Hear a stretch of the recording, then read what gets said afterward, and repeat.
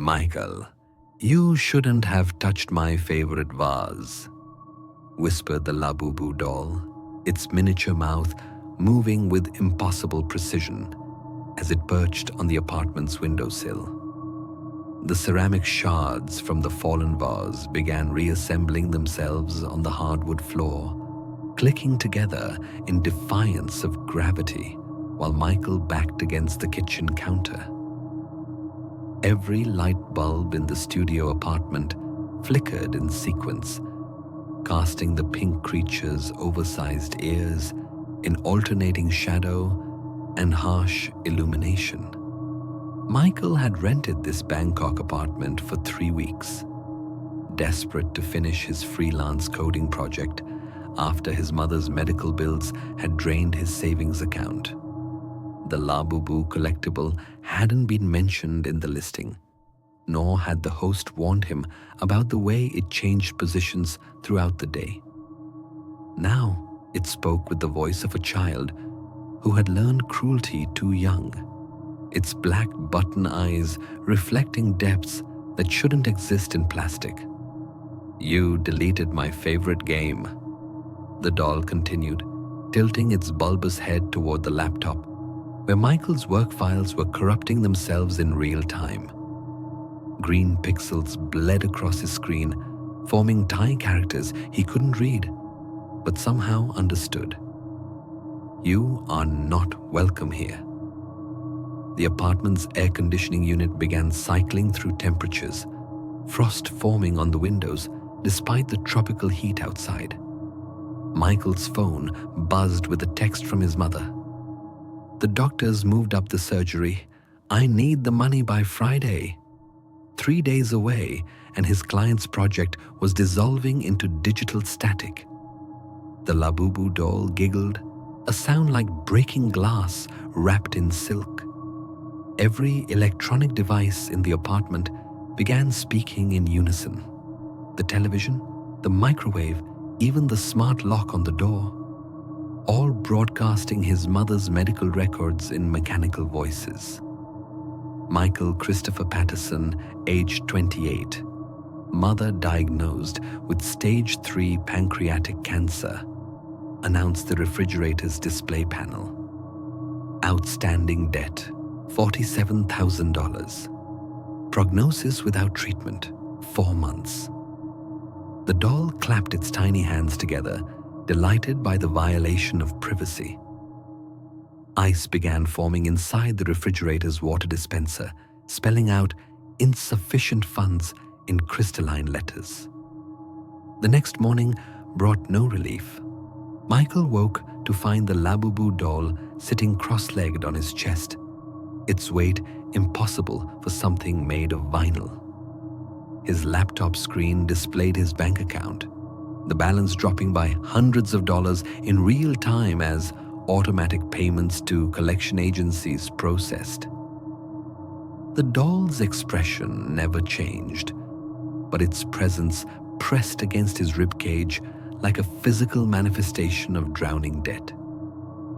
"Your mother called the hospital," the doll informed him conversationally. "She thinks you're avoiding her calls." Michael's phone lay across the room, powered off, yet it began ringing with his mother's distinctive tone. The caller ID showed her hospital room number, but when he answered, only the sound of medical equipment echoed through the speaker. Beep, beep, beep. The rhythm matched his panicking heartbeat. Neighborhood cats had begun gathering outside the apartment window, their eyes reflecting the same unnatural depth as the doll's.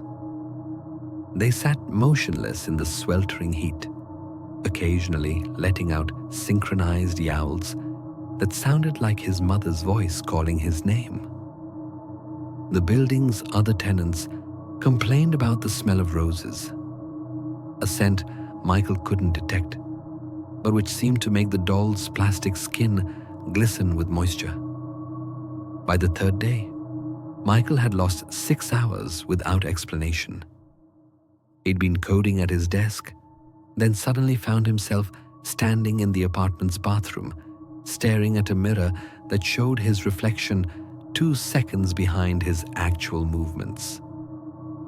The Labubu doll sat on the sink's edge, its mouth moving in perfect synchronization with his delayed mirror self. When he spoke, his reflection remained silent until the doll nodded permission. The previous tenant was a programmer too, the doll mentioned casually, its voice now coming from the mirror instead of its plastic throat. Somchai tried to finish his project here. Very dedicated, very desperate. The host never mentioned what happened to him either. In the mirror, Michael watched his delayed reflection begin typing code he'd never written, creating software that monitored medical records and deleted debt automatically from hospital databases. The revelation struck like ice water. Somchai had been caught embezzling from the hospital network, his code traced back to this apartment. The doll wasn't supernatural. It was a surveillance device, its supernatural behavior the result of sophisticated programming and hidden cameras. The host was running an illegal operation, recording guests' personal information and using their desperation to manipulate them into criminal activity. Michael grabbed the Labubu doll, feeling the nearly invisible wires threaded through its vinyl body, microscopic cameras in its button eyes, speakers in its ears, and sensors throughout its form had been monitoring every keystroke, every phone call, every moment of vulnerability. The ghostly voice was pre-recorded audio triggered by facial recognition software that detected emotional distress. The apartment's smart home system had been programmed to gaslight residents, manufacturing supernatural experiences while recording evidence of their desperate responses. Previous victims had likely committed financial crimes under psychological pressure, providing the host with blackmail material or fall guys for larger schemes. The cats outside were strays the host fed, trained to gather when electromagnetic signals from the apartment's hidden equipment reached certain frequencies. As Michael held the doll, examining its hidden circuitry, the apartment's front door clicked open. Heavy footsteps echoed from the hallway, the host returning to check on his latest victim. Michael had minutes to act before becoming another disappeared programmer whose debt-driven desperation had been weaponized against him. The host's previous recordings would show Michael accessing the corrupted files, creating apparent evidence of attempted fraud. Moving quickly, Michael connected his laptop to the apartment's network hub, using his legitimate programming skills to trace the host's operation. The system contained files on dozens of previous victims, their personal information harvested and sold to criminal networks. Medical records, financial data, family contacts, all collected through manufactured supernatural experiences that broke down emotional barriers. The footsteps drew closer as Michael uploaded everything to a secure server and sent automatic notifications to local authorities. He smashed the Labubu doll against the concrete floor, its hidden components scattering across the apartment. Plastic cracked, wires sparked, and the building's surveillance network went dark, just as the host's key turned in the lock. Michael escaped through the apartment's balcony, climbing down the fire escape while sirens approached from multiple directions. His phone contained enough evidence to expose the operation and protect other vulnerable travelers from the host's predatory scheme. The money for his mother's surgery came from a victim compensation fund established after the host's arrest, but Michael never returned to freelance work that required traveling alone. The psychological impact lingered long after the criminal case closed. Michael installed security cameras in his own apartment and checked every piece of electronics for hidden components. He'd learned that the most effective horror wasn't supernatural. It was the deliberate exploitation of human desperation by those who recognized vulnerability and weaponized it for profit. The Labubu doll had been nothing more than plastic and circuits, but the human predator controlling it had been far more terrifying than any ghost. 6 months after the Bangkok incident, Michael received a package at his Denver apartment with no return address. Inside, wrapped in tissue paper that smelled of jasmine and decay, sat an identical Labubu doll. Its pink vinyl skin gleamed under his kitchen lights, and those same oversized ears cast familiar shadows across his counter. A note in careful English read, "Thank you for your business review." 1 star was insufficient. Michael's hands shook as he examined the doll for hidden electronics, finding nothing but solid vinyl and cotton stuffing. No wires, no cameras, no speakers. Yet, as he set it down, its head turned slightly to follow his movement. The temperature in his apartment dropped 10 degrees in seconds, and frost began forming on his windows despite the Colorado summer heat outside. His laptop screen flickered to life without being touched, displaying his mother's medical records from her successful surgery. The information scrolled upward continuously, but new text appeared between the lines, details that had never existed in any hospital database. Patient expressed concerns about son's mental stability following Bangkok incident.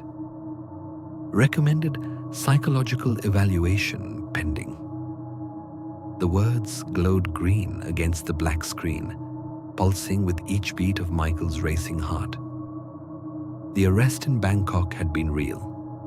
The host's surveillance operation had been dismantled, his victims compensated, justice served. Michael had testified via video call, received closure, moved forward with his life.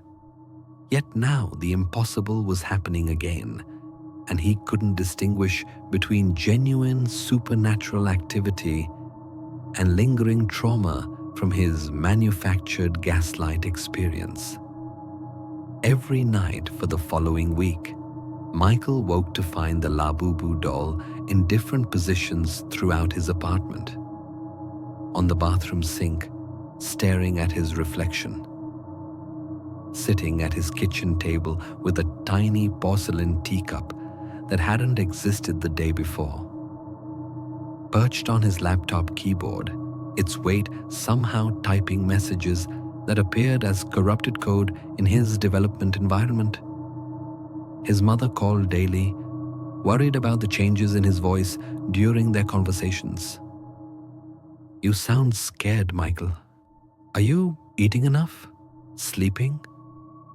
But when he tried to explain about the doll, the words came out as static through the phone. His mother heard only electronic interference, as if something was filtering his speech in real time. The building's other tenants began avoiding him in the hallways.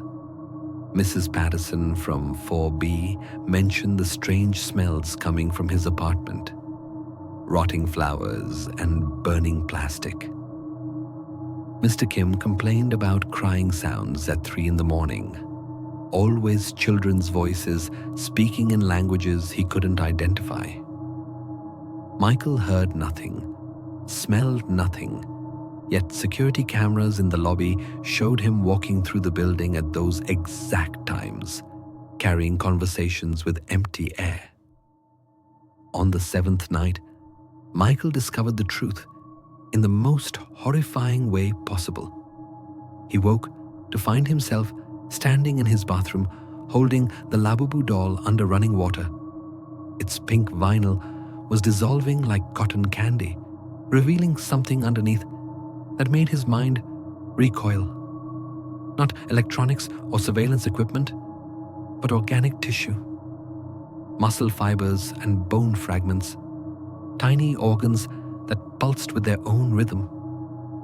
The doll's button eyes had been replaced by human ones, child's eyes that blinked and tracked his movements.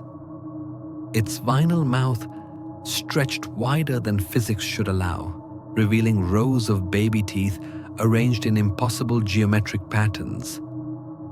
This wasn't technology or psychological manipulation.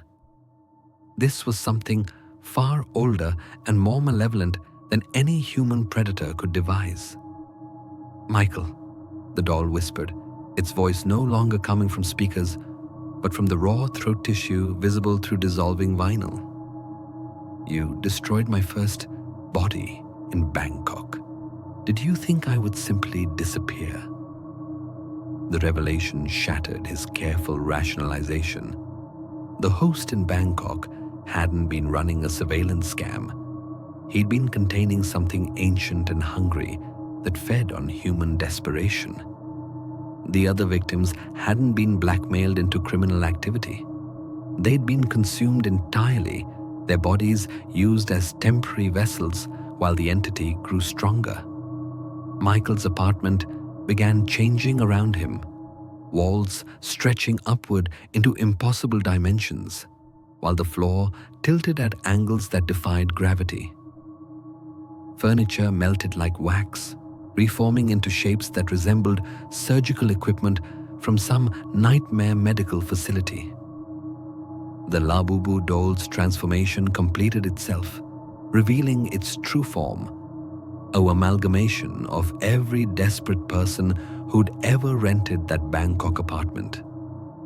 Somchai's eyes stared out from the doll's left socket, while a dozen other faces pressed against its vinyl skin from within. Their mouths moved in silent screams, hands pushing outward to create bulges and distortions across the creature's surface.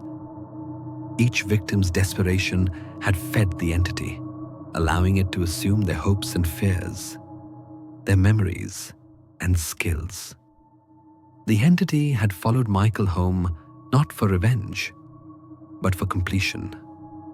His programming abilities, his mother's medical crisis, his psychological trauma, all of it was fuel for a creature that existed in the spaces between human need and digital connectivity. It had learned to travel through the internet itself, manifesting wherever someone's desperation created the proper resonance. Michael's phone buzzed with a call from his mother's hospital room. When he answered, her voice came through the speaker, but her words described things she'd never experienced. "The surgery wasn't real, Michael. I'm still dying, and you never sent the money. You imagined everything after Bangkok. You're still in that apartment, and the doll is still sitting on your chest." Reality collapsed inward like a dying star. Michael's Denver apartment dissolved, revealing the familiar studio space in Bangkok where he'd never actually left. His mother's successful surgery had been a hallucination. The host's arrest, his escape, his return home, all elaborate delusions created by an entity that fed on the gap between desperate hope and crushing reality. The original Labubu doll sat exactly where he'd first encountered it, unchanged and patient. His laptop showed the same corrupted project files from 6 months ago, the deadline still 3 days away, his mother's surgery still scheduled for Friday. Nothing had progressed beyond that first night when tiny vinyl fingers had touched his wrist and whispered his name. The entity's true horror wasn't supernatural power or ancient malevolence. It was the gift of false hope, followed by infinite repetition of despair. Every victim experienced their salvation, lived through their escape, believed they'd overcome the threat, only to wake up back in the beginning with perfect memory of the happiness they'd never actually achieved. Michael understood now why the previous tenants had disappeared. They hadn't been consumed or killed. They'd chosen to stop fighting the loop, accepting the false hope over the crushing reality of their unsolvable problems. The entity offered them paradise in exchange for their resignation. Endless cycles of manufactured victory to escape the weight of genuine failure. As the Labubu doll's mouth stretched into that familiar crescent grin, Michael faced his final choice. He could resist again, fight the illusion again, discover the truth again, only to wake up tomorrow night in this same moment with this same revelation. Or he could accept the comfort of delusion, live forever in a world where his mother survived, where his problems were solved, where horror had simple technological explanations. The doll extended one tiny vinyl hand toward him, offering the peace of surrendering to beautiful lies. Outside the apartment window, Bangkok's neon lights flickered in patterns that spelled out welcome messages in languages that existed only in dreams. Inside his chest, Michael's heart made the decision his conscious mind couldn't bear to make. He reached out and took the doll's hand, feeling the weight of infinite false tomorrows settling over him like a blanket. The loop would continue, but he would choose to forget it existed. Sometimes, the most horrifying ending was the one where the victim embraced their prison, grateful for bars made of hope instead of steel.